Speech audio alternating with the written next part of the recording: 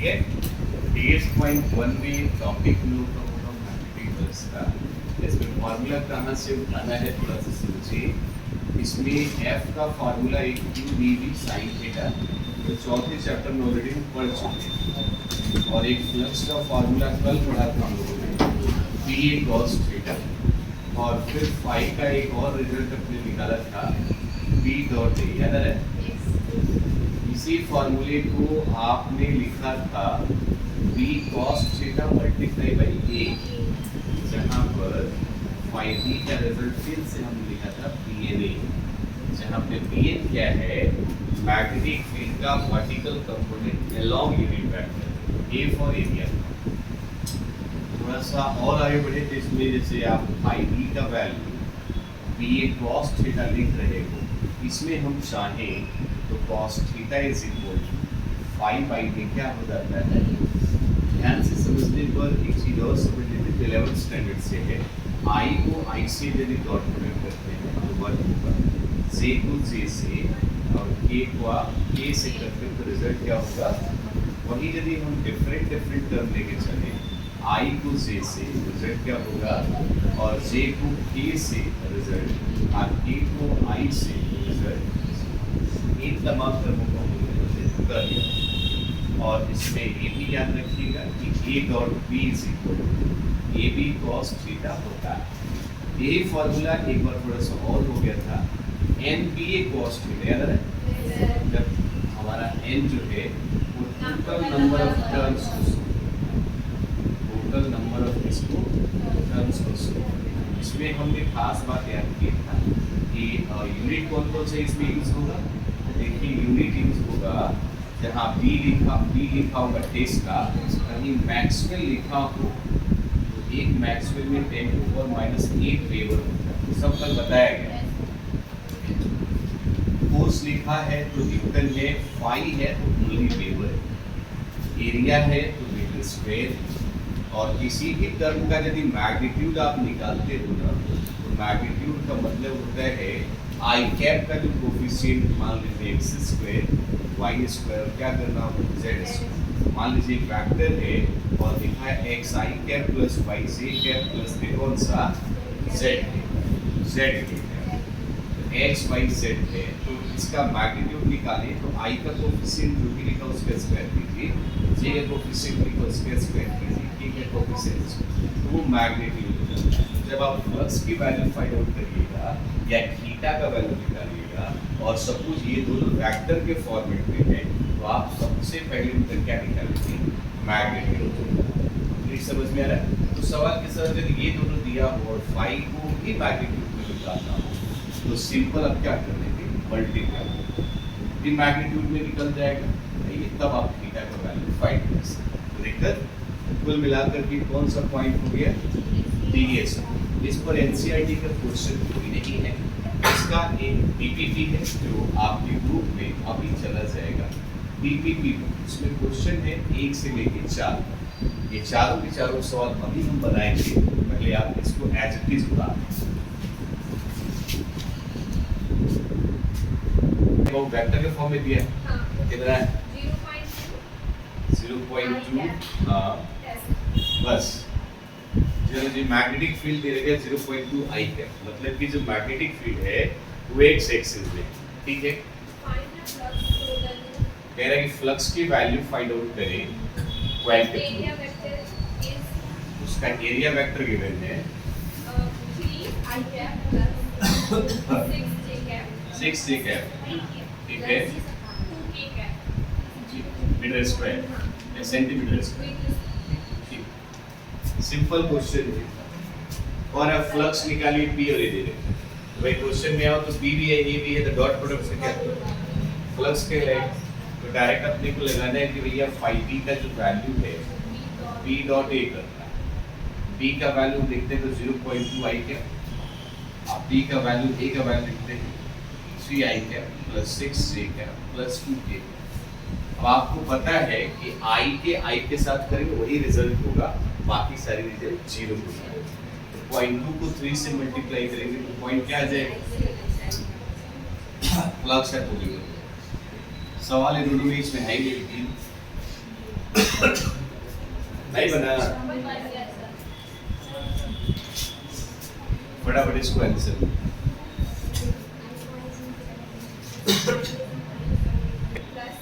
Plus 16j cap plus 23k cap, ठीक है, very good. अब थोड़ा सा ध्यान दीजिएगा, ये सेंटीमीटर स्क्वायर है, तो पहला आपका काम है उसके यूनिट को एसआई में बनाना है। मतलब सीसीएस को एसआई में बनाने के लिए सेंटीमीटर को मीटर में चेंज करना है। कैसे करेंगे वो पता है आगे। माइक्रोवेवर, वेवर मींस फ्लक्स का वैल्यू दे रखा है।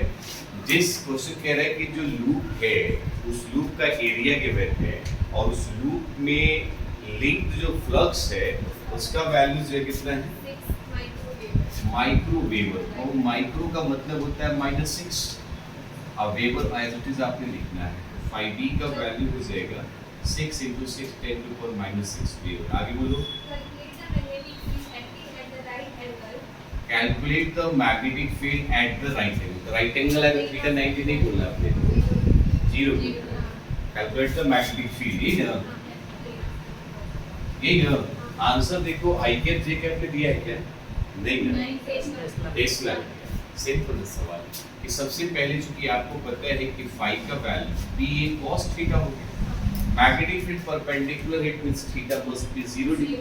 तो आपने कह देना है कि बी ए cos कितना हो जाएगा, और cos 0 का वैल्यू तो आपको पता ही चल गया 1 होता है, तो बी ए, तो यहाँ से बी निकालोगी तो 5 में क्या है, ए का मतलब क्या हुआ, मैग्नीट्यूड, और यहाँ क्या दे रखा है, वेक्टर। तो आप सबसे पहले ए क्या निकालेंगे, मैग्नीट्यूड, और मैग्नीट्यूड का तरीका आपको पता है। 30 का क्या करेंगे, 16 का स्क्वायर, आप प्लस में 23 का स्क्वायर होगा। थोड़ा सा कैलकुलेशन फास्ट रखें और मुझे बताने की कोशिश करें।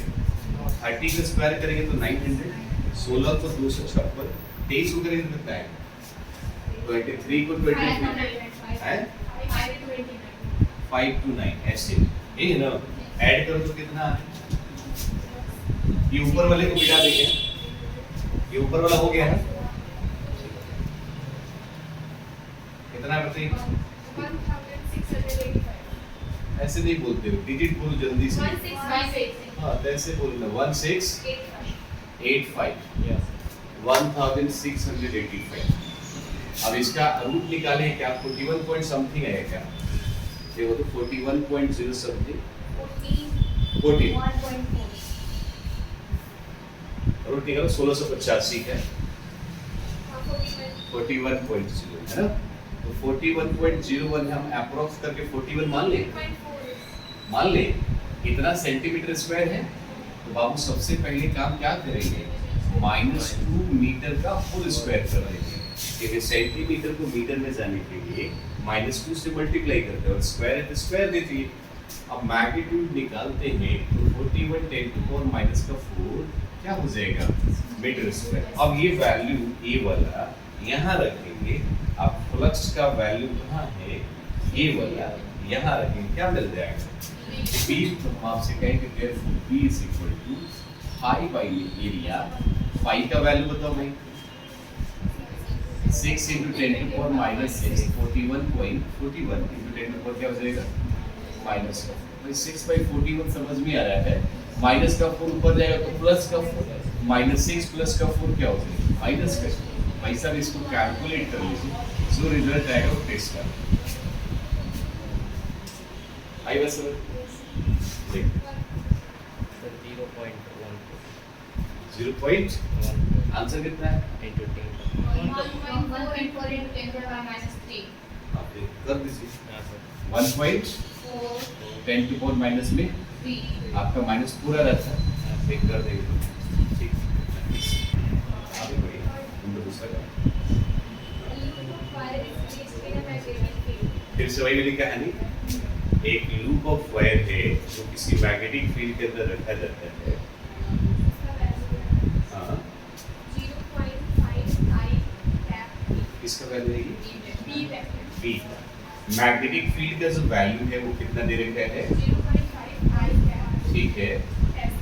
अच्छा एक ही दे रखा है, ठीक है, जिस मैग्नेटिक फील्ड में उस लूप को रखा जा रहा है, उस फील्ड की जो वैल्यू है, स्ट्रेंथ है, वो 0.5 आई कैप है। आई कैप इन द सेंस कि वो x एक्सिस है। ठीक है, आगे हाँ हाँ हाँ ठीक है, मीटर स्क्वायर। एक तो झमेला हट गया कि चलो यूनिट कन्वर्जन नहीं है। ठीक है, हाँ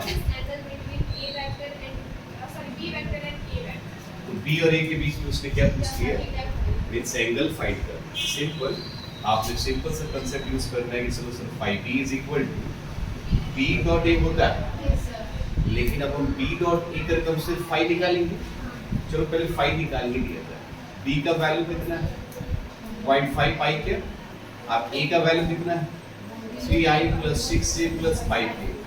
ये तो कंफर्म है आपको कि ये वाला जो है इससे मल्टीप्लाई करेंगे, इसके रिजल्ट 0, तो भाई 3 को मल्टीप्लाई करेंगे तो 1.5 होगा कि 0.15 1.5 होगा। तो फ्लक्स का वैल्यूज हो गया इतना, वेबर हो गया, कोई दिक्कत। लेकिन हमें एंगल फाइंड करना है, तो फिर इसी फॉर्मूले को रिपीट करें कि जिससे आप b डॉट a कर रहे हैं वेक्टर के कांसेप्ट से, यही b cos थीटा हो सकता है। तो अब हम यहाँ जो लिखेंगे b, ये b क्या है मैग्नीट्यूड, और a क्या है ये भी मैग्नीट्यूड है cos थीटा।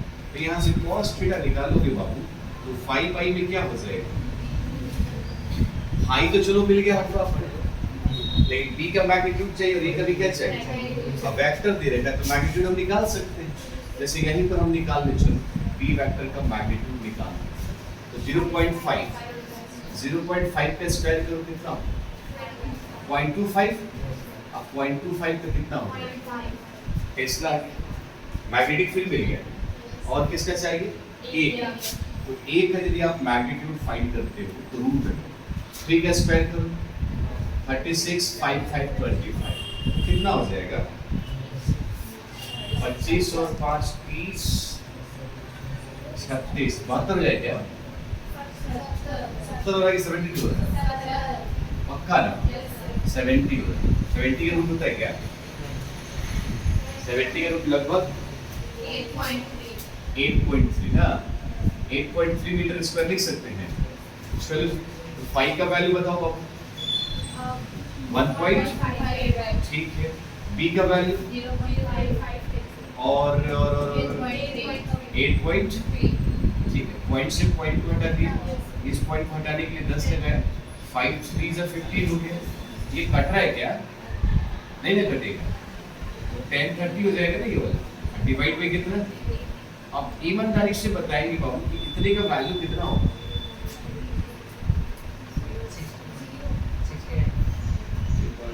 ठीक है ना, कितना है बताओ 0.36 है ना। अब लाइफ में याद रखिएगा theta is equal to cos inverse 0.36 का वैल्यू 69 डिग्री है, याद रखिए।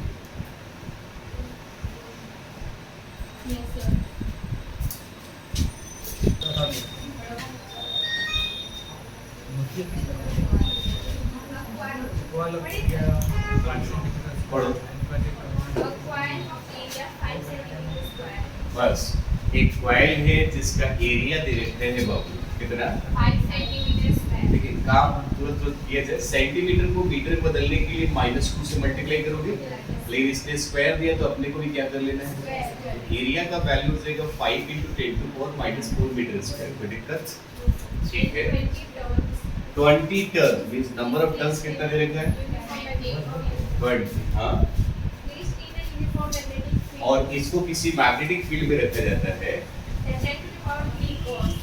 अच्छा 10⁻³ गॉस है, तो ध्यान दीजिएगा गॉस में 10⁻⁻⁴ टेस्ला होता है, तो मैग्नेटिक फील्ड का वैल्यू हो जाएगा -4 -3 तो -1 मींस 0.1 टेस्ला। इसकी वैल्यू हो गई भाई बी। आगे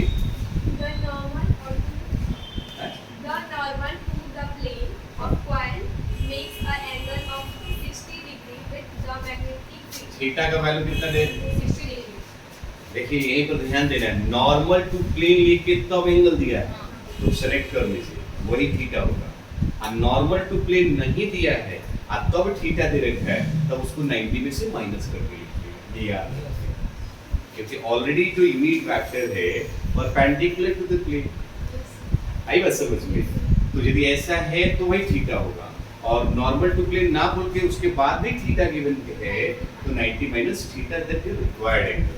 अब थीटा नॉर्मल टू प्लेन लिखा है तो थीटा 60 लेके चलेंगे, ठीक है? Find the magnetic flux required. बस इतना ही। Yes, sir. फ्लक्स निकालना, तो सब कुछ दे रखा है, तो खजाने में देखें तो हमको नहीं लग रहा है कि ये वाला चलेगा।